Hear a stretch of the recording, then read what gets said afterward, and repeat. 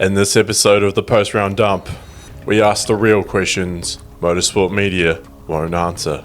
Does Supercars realise most people work Fridays? Is Jackson Evans cursed? Does Ryan Walkinshaw love wood? Has Supercars Reddit shadow brand the post-round dump? And is the Silkworm incapable of burnouts? Stay tuned to find out on the post-round dump, Townsville edition. Bring the intro!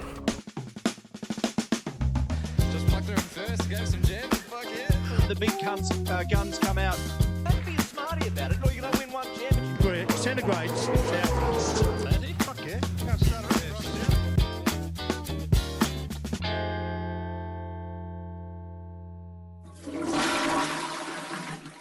Alright, buckle up legends. I'm Maka, your resident Supercars shit yarner, and this is post-round dump, Townsville edition. Let's debrief the chaos with zero professionalism and maximum tyre dig. Bring the news. The latest news delivered late. This is the pre-round dump. Erebus has dropped a fresh new livery for Cooper Murray's car, splashed in Dare Ice Coffee Brown, or as it's most commonly known, Diarrhea Beige. Might start calling him Pooper Murray. The Silkworm has officially hatched. Broc Feeney won the officially unofficial post-round dump nickname election by 1 vote. Even Elliot Barber got involved. There were allegations of vote rigging by the Apex Hunters United crew, but democracy prevailed. Feeney embraced it. All hail the Silkworm. Amen. In digital strategy news, post-round dump has landed on the Supercars Reddit naughty list. Our Darwin review post was banned with no explanation. It's good to see the Wobster's, quote, stronger online engagement strategy is already circling the drain. Cheers, mate. With the news out of the way, let's get to the event itself. Friday started with 2 practice sessions. In P1, the Toowoomba Seagull attempted a homage to his Chicago NASCAR drive, and Scave and Crompo completed Townsville commentary bingo by lap 3, with such great quotes as, great view from the hill, a real hybrid circuit, and not enough tyres for the weekend. After that, they ran out of shit to say. Ryan Wood topped P1, giving Supercars Giga Chad a reason to wake up.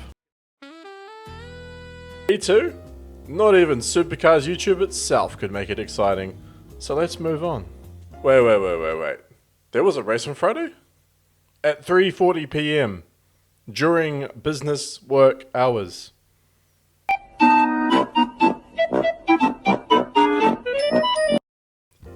In Friday quali, both Triple Eight cars must have forgotten the Friday racing memo as they both qualified down the back. But Dick Johnson Racing's Bush said, fuck the voodoo, and pulled a pole out of thin air. Well done. In Friday's race, Evans once again was struck by the lap 1 curse. The Silkworm and the Toowoomba Seagull managed to make up 4 spots off the line, proving that race pace cures qualifying sadness. Unfortunately, it doesn't cure my sadness. Blanchard's heartbeat hit 200 BPM after 2 BRT cars kissed fenders. And a stealthy forward finished 5th, said nothing, and left. It's always sad when forward is ignored. Just ask your dad. Mostert went from 9th to 6th and admitted no birds in the race. A win for wildlife conservation for sure. And finally, Dick and Bush broke the curse and brought it home. I wonder if they'll do that for the rest of the weekend. We'll find out. Saturday. In the top 10 shootout, Cooper Murray's lap had more skid marks than a dare and a meat pie aftermath. Feeney had a day off pole position. Courtney drove it like it was Sunday morning until halfway through, and then he remembered he still got it. And finally, Will Ferrell from Temu yeeted it onto pole, deflecting the Painmaker like an absolute fucking champ. In Saturday's race, Reynolds launched slower than the Temu Pasu out of China, and at turn 3, Waters bowled a strike into Mostert and Jackson Evans, while Golding's Camaro tried to fly away, presumably flying out of finals contention. Nice throw! Courtney's Mustang commits mechanical Sudoku. And safety car time. This caused pit chaos, but Feeney's crew crushed it. 2 tyres in and out like your mum on a weeknight.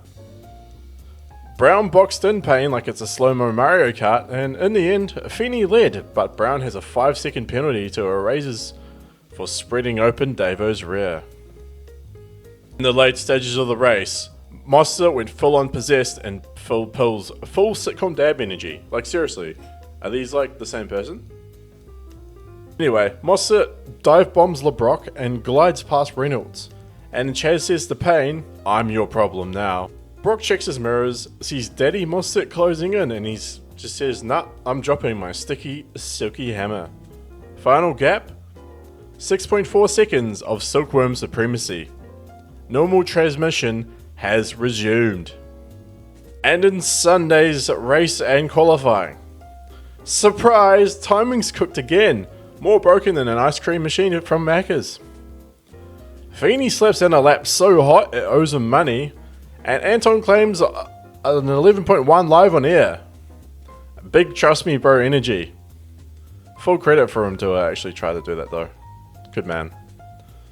In the race, Triple Eight makes everyone their bitch. Feeney says, "Sprint Cup? That's mine now." Tickford tries an undercut of Waters. It works. Until it doesn't. Brown wants to pit first, but Feeney says, "Sit down, Seagull, I got this." Feeney pits, then Brown follows. Brown overheats chasing. Classic supercars.